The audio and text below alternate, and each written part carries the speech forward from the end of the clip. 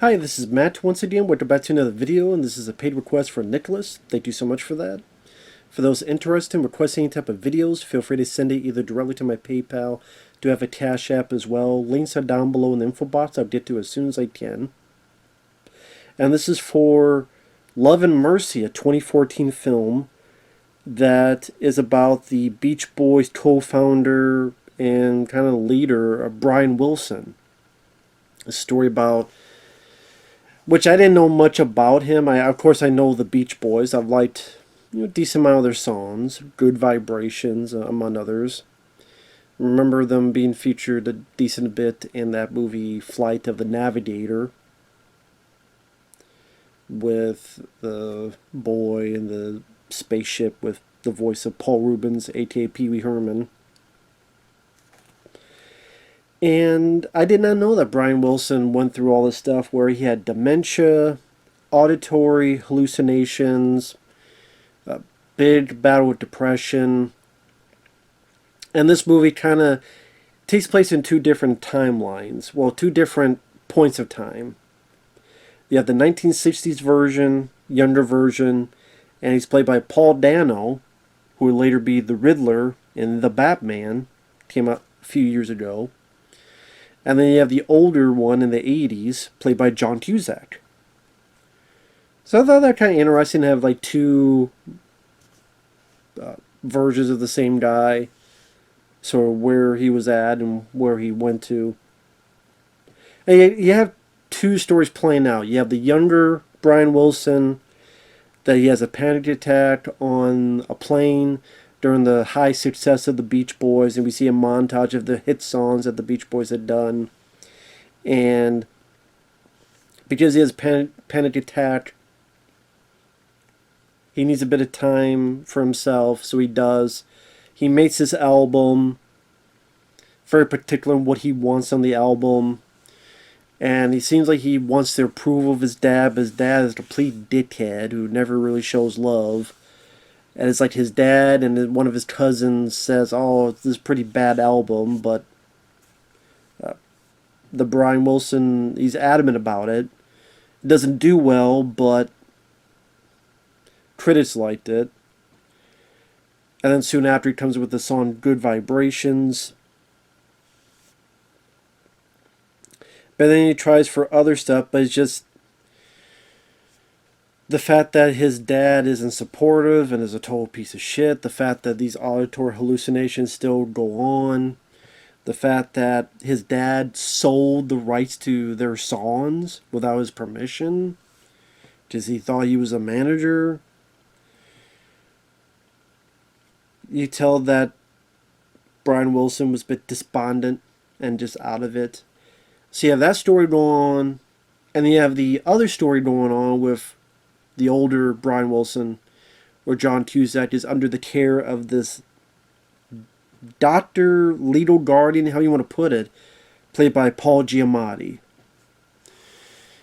And while he's under this guardianship, John Cusack falls for this saleswoman, played by Elizabeth Banks, in which he falls in love with her. They start having fun together. But then she starts noticing how controlling Paul Giamatti is, and how even if John Cusack eats a hamburger, Giamatti's like screaming at him. And then he tries to explain, well, there was a point where before you were here, he was 300 pounds overweight and he can't control himself. But she sees just how controlling Paul Giamatti is. Seems like John Cusack's either being over-medicated or not meditated the right way. But you still see this bit where Cusack still likes Elizabeth Banks and falls in love with her, and Elizabeth's trying to find a way to help John Cusack out. That, hey, this guy's manipulating you, over-meditating you. So you have these two stories going on. Now, I will say that I thought both Paul Dano and John Cusack did a really good job in the film, where you have a guy who is a bit kind of, he likes talking about stuff, but he's kind of almost like talking to himself. So people are like, well, what are you talking about? What are you going on about? And the kind of moments where he's kind of either looking at the distance and he's not all there, just a bit of dementia with his illness. And of course, the soundtrack littered with hit Beach Boys songs. Paul Giamatti knows how to be a, a villain. Whether the prick he played in Private Parts, the Howard Stern movie, or Shoot 'Em Up, he could play a good villainous type of character.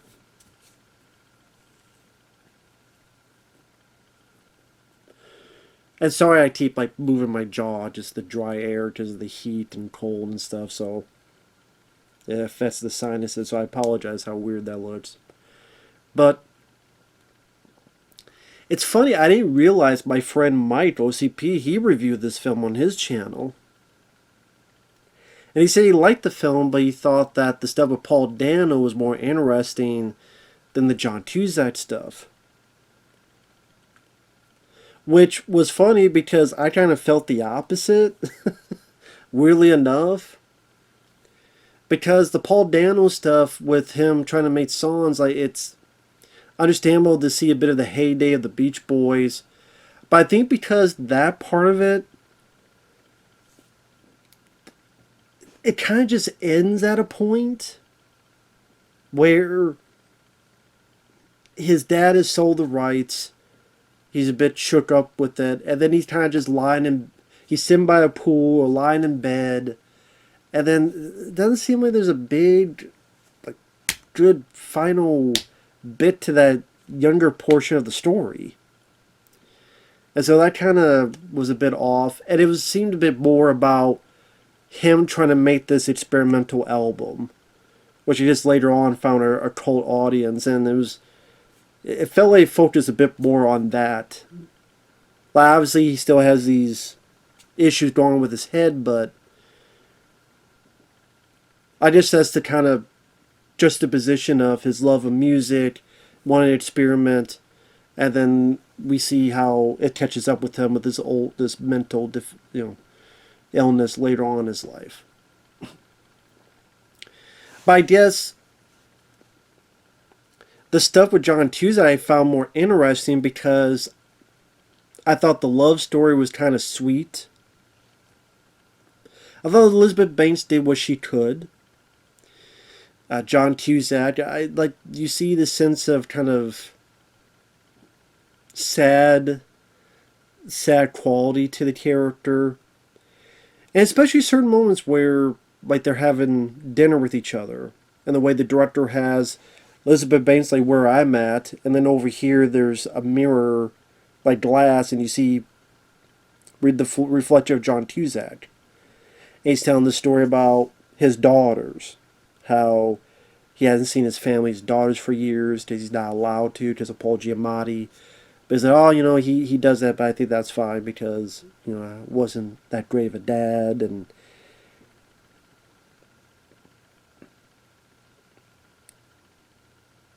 just how he kind of doesn't break down, but he kind of has this sad, sober quality to him that, especially the score during that scene, I thought the score is very effective.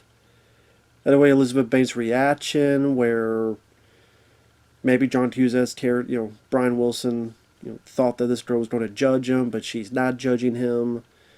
And the fact that you got Paul Giamatti is just a force to reckon with, who's just really hate the guy, hate the character. The fact that there's a bit of I just felt there's a bit more of a story with the Cusack portion that's leading to somewhere, which it does. So the at least kind of a nice hopeful bit of the ending. And there's some interesting bits of direction. I mean, the very beginning with how it plays with the music and the sounds. And then there's like a black screen for a while. and then we don't know what this image is, and then when it's in focus or when it kind of shows up for the audience, it's like inner part of a eardrum of an ear. I thought that kind of fit well and try to bring the audience into the mindset of someone whose mind is not in full sync like ours. Yours, hopefully yours, and hopefully mine happens to be.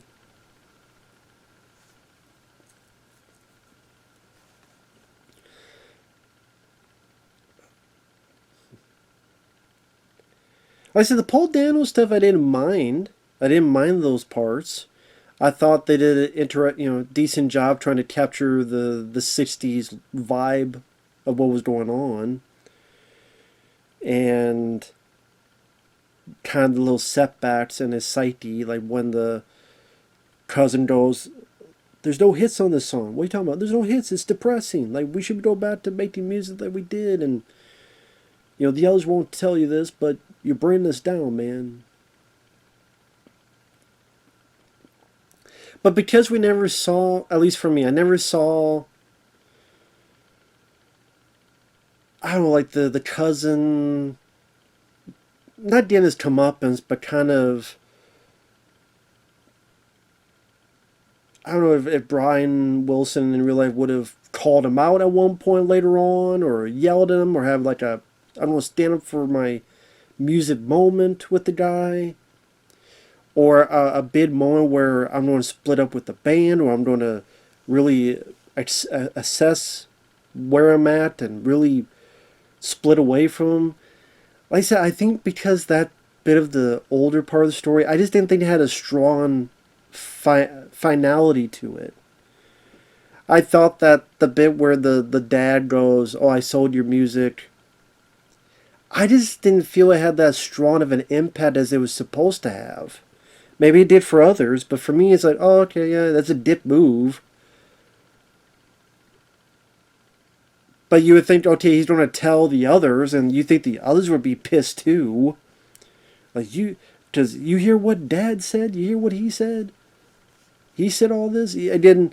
I'm kind of waiting for, he did what? And they're all getting together, and then there's be the big fight. Whether this big fight against the dad, whether it be lawsuits or other stuff that happened or could have happened. And again, with any biopic, who knows what truth is stretched out. So some of this is, I mean, again, almost all biopics, there's stuff that's made up within them. But I was kind of waiting for the other stuff to kind of drop, and it didn't really happen, so just kind of left a bit of a emptier feeling than I thought in the end portion. And there are points that the director is trying to be a little, I don't know if I say pretentious, but a little bit. Like there's this bit where like John Cusack's on the bed and Paul Dano's over here looking at him. I'm like, is this trying to be 2001: A Space Odyssey now? With like, which is true. I mean, it's the older and younger, looking at in the beds is like, where's Hal? Where's the Hal 9000? Where's the monolith? Open the pod bay doors. There you go, 2001, but the Beach Boys are playing. You see the monolith and you start hearing, "I'm sending out good vibrations." But again, the spoilers. That's probably why I like the Cusack bit more, because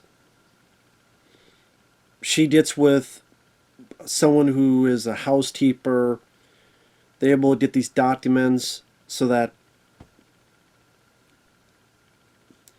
hey, Paul Giamatti, you're trying to be on the will as the sole guy to get everything if Brian Wilson dies. And he gets pissed at her, but he has to leave, and Cusack goes to her and is finally able to kind of stand a bit on his own 2 feet. And apparently throughout the years, she really was his anchor. She really did help him out throughout all the issues, and was able to get a bit on the more right meditation to function a bit better. And the way it ends, where they're on a drive and they get to a dead end, and it's like, hey, let's go over here, let's go over there, and the Beach Boys music starts playing, and you see the two kind of smile. So it's a nice bit of a sweet ending. Sally, I didn't know until just this review. Meaning, before I started to record, I wanted to look some stuff up. Sally, that guy's wife passed away, I think January of 2024, which would be weird because that's 10 years after this movie. Because if this is 2014, 10 years later, she died. I could not find how she died. I guess she was in her late 70s. But I guess now Brian Wilson's about in his 80s. And now he's on a, what you call a conservatorship. I think it's his business manager and then some other manager. Not the person Paul Giamatti played. That guy apparently was kind of run out a bit in the 90s or something. But I guess he's Sally under another legal guardianship. But hopefully they treat him better than this guy supposedly did. So there you go. So but that's a bit sad bit of business.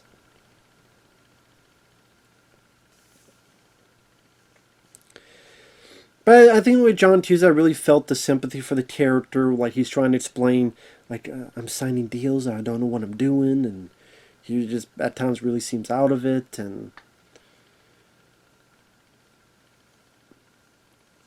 like I said, I kind of wish we would have had a full movie with John Cusack as his character, because I would like to have seen the beginning, like a first half where he's looking at pictures and he's reminiscing about the Beach Boys, and he can, hear music and may have little flashes of them making music with Paul Dano, and then little flashes of the younger version Paul Dano having these kind of dementia breakdowns. But to kind of see this guy who is at the seemingly tail end of his career, his life, that's what it seems like, and we think Paul Giamatti is a good guy, just like John Cusack kind of thinks he is, and then we kind of see where it's going, and then there's Elizabeth Banks, and you almost go, oh, what a relief, and maybe now this guy will get help thanks to this lady. And like I said, I guess personally I would have seen more, like to see more of that film of this guy battling this mental illness and this follow through. But it's nothing against Paul Dano. I thought he did a decent job. I thought he was definitely the best part of the older stuff. But yeah, it's more of just, he got a dickhead dad, he's doing his own compositions, and definitely some decent lengthy scenes of telling people what to do and how this is done and how we should do this. Which even though it's okay, we're rushing through the heyday of the Beach Boys and how they got started.